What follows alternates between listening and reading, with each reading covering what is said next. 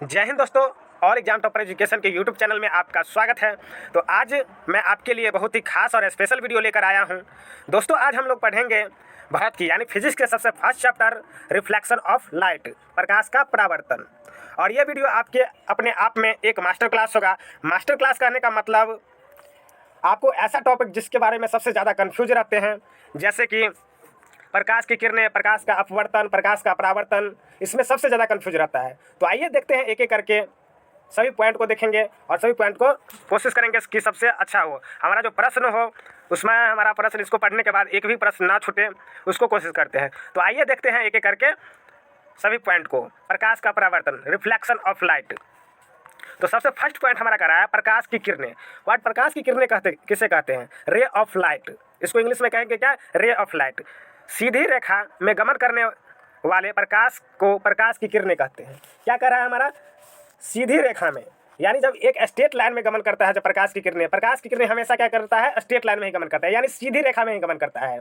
वो टेढ़ी मेढ़ी रेखा में नहीं गमन करता है। जैसे कैसे हम इसको याद रख सकते हैं? जैसे आप लोग खपड़ा वाला घर में रहे होंगे, जब दिन के समय में उसमें घर में अंधेरा रहता है, जब उस पर से थोड़ा छिद्र छूटा रहता है, उस पर से रोशनी आती है, तो देखिएगा आप, जब वो सीधी रेखा में ही नजर आता रहता है। तो क्या कर रहा है? सीधे रेखा में गमन करने वाले प्रकाश पथ को प्रकाश की किरण कहते हैं।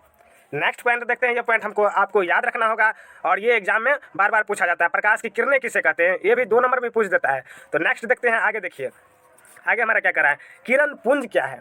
किरण पुंज किसे कहते हैं उसको देखते हैं। किरणें के समूह को किरण पुंज कहते हैं, यानी एक समूह में एकजुट होकर आने वाली किरणों को क्या कहते हैं? किरण पुंज कहते हैं। ओके, आप लोगों ने देखे किरण पुंज किसे कहते हैं? जब किरणें के समूह यानी एकजुट होकर सीधी रेखा में गमन करते हुए आता हुआ, तो उसे क्या कहते हैं? किरण पुंज कहते हैं। नेक्स्ट टॉपिक देखते हैं हमारा अपसारी किरणें। अपसारी किरणें किसे कहते हैं? तो देखते हैं अपसारी किरणें किसे कहते हैं। जब जब किरणें एक ही बिंदु स्रोत से बाहर की ओर फैल रही हो तो उन्हें अपसारी किरण पुंज कहते हैं। कहने का मतलब नहीं समझे? कह रहा है जब एक बिंदु से यानी एक पॉइंट से फैल जाता है किरणें, तो उसे क्या कहते हैं? अपसारी किरण पुंज कहते हैं। जैसे कि जब हम घर में बल्ब जलाते हैं, देखे होंगे आप, बल्ब जलता है तो एक जगह से जलता है और वो पूरे घर में रोशनी फैल जाता है, उसी को क्या कहते हैं? अपसारी किरण पुंज। याद रखेंगे, अपसारी। नेक्स्ट क्वेश्चन, नेक्स्ट टॉपिक देखते हैं अभिसारी किरण पुंज। इसका विपरीत होता है अभिसारी किरण पुंज। अभिसारी पुंज किसे कहते हैं और इसका अपसारी का क्या होता है? विपरीत होता है। तो आइए देखते हैं अभिसारी किरण पुंज। अभिसारी किरण पुंज क्या होता है? तो जब किरणें एक ही बिंदु की ओर निकल से क्या कर रहा है? जब किरणें एक ही बिंदु की ओर निकट से निकटतम क्या कर रहा है? निकटतम आती है और एक बिंदु पर मिल जाती है, तो उसे अभिसारी किरण पुंज कहते हैं। एक बार और देखते हैं अभिसारी किरणें। जब किरण एक ही बिंदु की ओर निकट से निकटतम आती है और एक बिंदु पर मिल जाती है, तो उन्हें अभिसारण किरण पुंज कहते हैं। नहीं समझे? कह रहा एक बिंदु से निकलती है, एक बिंदु से जब मिलती है, अभिसारी किरण पुंज किसे कहते हैं? जब प्रकाश एक स्रोत से आता है, जब बहुत, जैसे मतलब आप लोग देखे होंगे आगार बॉक्स अगर आप लोग खरीदे हैं तो उसमें एक सूक्ष्मदर्शी जैसे देखने वाला रहता है, उसको अगर लाते हैं तो क्या करता है? एक जगह मिलता है, लाइट क्या करता है? एक जगह मिलता है, तो उसी को क्या कहते हैं? अभिसारी किरण पुंज। यानी लाइट को एकत्रित करना यानी एक जगह पे मिलाना ही क्या करता है? अभिसारी किरण पुंज कहते हैं। नेक्स्ट देखते हैं प्रकाश का परावर्तन। प्रकाश का परावर्तन किसे कहते हैं? Reflection of light. जब किरणें किसी चमकीली सतह से टकराकर वापस मुड़ जाए तो उससे प्रकाश का परावर्तन कहते हैं। ओके, प्रकाश का परावर्तन जैसे एक शीशा है, शीशा पर अगर लाइट को, टॉर्च को जलाएंगे तो कैसा आएगा? दिखाते हैं हम, देखते हैं कैसे। ये शीशा मान के चलिए मिरर है हमारा। ओके, इस पर अगर प्रकाश की टॉर्च जलाएंगे, प्रकाश की किरणें आएगा तो क्या हो जाएगा? रिफ्लेक्ट कर जाएगा। यानी प्रकाश की टॉर्च को एक जगह बारेंगे तो वो क्या करेगा? रिफ्लेक्ट कर जाएगा। वही कर रहा है प्रकाश का परावर्तन। यानी जब प्रकाश की किरणें आता है और वो फिर वापस चला जाता है, उसे क्या कहते हैं? प्रकाश का परावर्तन करता है। तो देखिए क्या लिखा हुआ है, जब किरणें किसी चमकीली सतह से टकराकर वापस मुड़ जाए तो उसे प्रकाश का परावर्तन कहते हैं। नेक्स्ट देखते हैं प्रकाश का अपवर्तन। इसका उल्टा होगा प्रकाश का अपवर्तन। प्रकाश का एक माध्यम से दूसरे परावर्तक माध्यम में जाने पर अपने पथ से विचलित हो जाना अपवर्तन कहलाता है। नहीं समझे? जब देखिएगा, अब अगर गिलास में टॉर्च मारिएगा या गिलास में पेंसिल को रखिएगा तो वो थोड़ा तिरछा मुड़ जाता है, मुर्दा हुआ, तिरछा दिखाई पड़ता है। जैसे कि ये गिलास हुआ, ये हमारा क्या होगा, गिलास हुआ। अगर पेंसिल को हम इस आकार में रखते हैं तो पानी में, यहाँ से पानी है तो पानी में आने के बाद ये कैसा हो जाता है, थोड़ा तिरछा हो जाता है, तिरछा दिखने लगता है। तो वही कह रहा है प्रकाश का अपवर्तन। प्रकाश का अपवर्तन क्या करा, प्रकाश का एक माध्यम से दूसरे परावर्तक माध्यम में जाने पर अपने पथ से विचलित हो जाता है, उससे क्या कहते हैं, प्रकाश का अपवर्तन कहते हैं। नेक्स्ट हम लोग पॉइंट देखते हैं, पारदर्शक माध्यम। पारदर्शक माध्यम वायु, कांच, पानी आदि की तरह वे माध्यम जो प्रकाश की किरणें को अपने में आसानी से गुजरने देते हैं उन्हें परावर्तक माध्यम कहते हैं, पारदर्शक माध्यम कहते हैं। ओके, चलिए नेक्स्ट पॉइंट देखते हैं। प्रकाश एक बिंदु युक्त चुंबकीय तरंग है। प्रकाश ऊर्जा का एक रूप है। क्वेश्चन में पूछ देता है प्रकाश एक क्या है, तो ऊर्जा का स्रोत है, ऑप्शन में रहेगा, तो आप लोग ये मारिएगा। नेक्स्ट पॉइंट देखते हैं, हमारा नेक्स्ट पॉइंट क्या है, निर्वात में प्रकाश का वेग 3 × 10⁸ मीटर पर सेकेंड होता है। ये सबसे ज़्यादा इंपॉर्टेंट है, पूछ देगा आपको ऑब्जेक्टिव में, निर्वात में प्रकाश की चाल कितनी होती है, तो निर्वात में प्रकाश की चाल 3 × 10⁸ मीटर पर सेकेंड होता है। ओके, याद रखिएगा। चलिए नेक्स्ट पॉइंट देखते हैं हम लोग। प्रकाश समदैशिक एवं समांगी माध्यम से में सरल रेखा में गमन करता है, जिसे ऋजुरैखिक संचर सिद्धांत कहते हैं। ओके, नेक्स्ट पॉइंट देखते हैं। प्रकाश के गमन पथ की दिशा को किरण कहते हैं। प्रकाश के गमन पथ की दिशा को किरण कहते हैं। क्या कहते हैं, प्रकाश के गमन पथ की दिशा को क्या कहते हैं, किरण कहते हैं, याद रखिएगा। नेक्स्ट पॉइंट देखते हैं। वे पदार्थ जो स्वयं प्रकाश उत्सर्जित करता है आत्मदीप्त कहलाता है, तथा जो पदार्थ प्रकाश नहीं उत्सर्जित करता है अदीप्त कहलाता है। क्या कर रहा है, वे पदार्थ जो स्वयं प्रकाश उत्सर्जित करता है, यानी जो स्वयं प्रकाश उत्सर्जित करता है, जैसे बल्ब क्या करता है, स्वयं प्रकाश उत्सर्जित करता है, उसे क्या कहेंगे, आत्मदीप्त कहेंगे। और जो प्रकाश स्वयं उत्पन्न नहीं करता है, जैसे लकड़ी प्रकाश स्वयं उत्पन्न करता है, नहीं करता है, तो उसे क्या कहेंगे, अदीप्त कहेंगे। नेक्स्ट पॉइंट देखते हैं। चंद्रमा क्या है, अदीप्त पिंड है। चंद्रमा क्या है, अदीप्त पिंड है, क्योंकि वो स्वयं प्रकाश नहीं उत्पन्न करता है, वह सूर्य का प्रकाश लेकर फिर वह अपना प्रकाश वो अपने आप को दिखलाता है, उसको क्या कहेंगे, अदीप्त कहेंगे। ये सबसे खास एग्जाम्पल है चंद्रमा। नेक्स्ट देखते हैं। नेक्स्ट पॉइंट हमारा क्या कह रहा है, प्रकाश की किरणों का पहले माध्यम में ही वापस लौटने की क्रिया को प्रकाश का परावर्तक कहते हैं। नेक्स्ट क्वेश्चन देखते हैं। आपतन कोण परावर्तन कोण के बराबर होता है, यानी आपतन कोण होता है जो परावर्तन कोण के बराबर होता है। कैसे होता है ये दिखाते हैं आपको। जैसे हम फिगर बनाए हैं, ये मिरर हुआ हमारा। ओके, जब आपतित किरण आता है, परावर्तित हो जाता है, तो ये कोण बनेगा, ये कोण और ये कोण, ये आपस में क्या होगा, बराबर होगा। ये कोण और ये कोण क्या होगा, आपस में बराबर होगा, याद रखिएगा।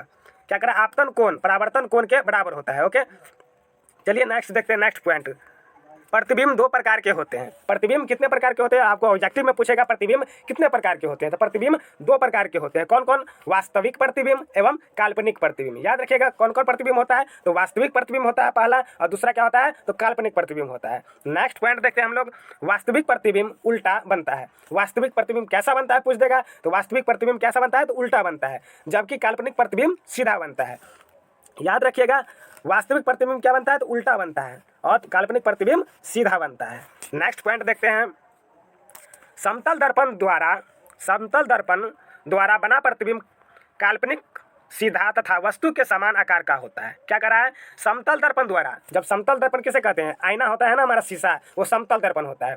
क्या करा है, समतल दर्पण द्वारा बना प्रतिबिंब काल्पनिक, सीधा तथा वस्तु के समान आकार का होता है। याद रखिएगा, ये सबसे ज़्यादा इंपॉर्टेंट है। समतल दर्पण द्वारा बना प्रतिबिंब कैसा होता है, 2 नंबर में भी पूछ देगा और 1 नंबर में भी पूछ देगा, तो आपको याद रखना है कैसे लिखना है। काल्पनिक होता है, सीधा तथा वस्तु के समान आकार का होता है। ओके, नेक्स्ट पॉइंट देखते हैं। गोलीय दर्पण के ज्यामितीय केंद्र को ध्रुव कहते हैं।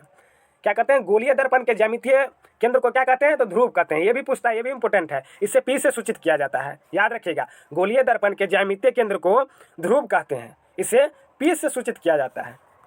नेक्स्ट पॉइंट देखते हैं। दर्पण में सभी दूरियां दर्पण के ध्रुव में से मापी जाती हैं। दर्पण में सभी दूरियां किससे मापी जाती है, तो ध्रुव से मापी जाती है। किससे मापी जाती है, तो ध्रुव से मापी जाती है, याद रखिएगा। नेक्स्ट पॉइंट देखते हैं।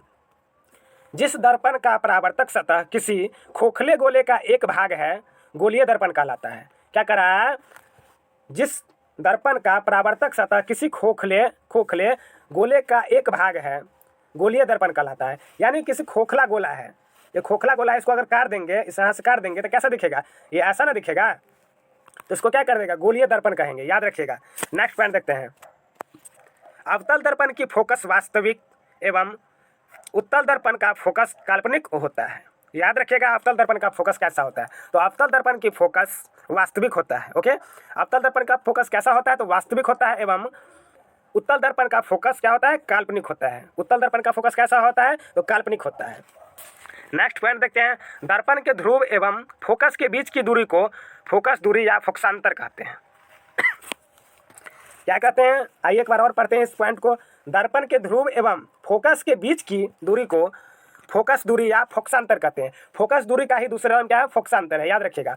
चलिए नेक्स्ट पॉइंट देखते हैं, अवतल दर्पण को अभिसारी दर्पण एवं उत्तल दर्पण को अपसारी दर्पण कहते हैं। अवतल दर्पण को क्या कहते हैं, पूछ देगा एग्जाम में, अवतल दर्पण को क्या कहते हैं, तो अभिसारी दर्पण कहते हैं, और उत्तल दर्पण को क्या कहते हैं, अपसारी दर्पण कहते हैं। चलिए नेक्स्ट पॉइंट देखते हैं, गोलीय दर्पण की फोकस दूरी f वक्रता त्रिज्या r की आधी होती है। क्या करा है, गोलीय दर्पण की फोकस दूरी f होता है, किंतु वक्रता त्रिज्या r की आधी होती है। यानी जो जैसे कि हमारा एक वृत्त है, ओके, तो इसका परिधि, जो परिधि त्रिज्या का क्या होता है, आधा होता है, वही कह रहा है यहाँ पे। ओके, गोलीय दर्पण की फोकस दूरी f जिससे निरूपित किया जाता है वक्रता त्रिज्या की आधी होती है, याद रखिएगा। तो हमारा फार्मूला क्या हो जाएगा, f बराबर r/2, यानी फोकस दूरी बराबर क्या होता है, वक्रता त्रिज्या बटा 2, यानी आधा होता है, तो r बराबर क्या होगा, 2f हो जाएगा। ओके, ये फार्मूला हमको न्यूमेरिकल बनाने में काम आएगा।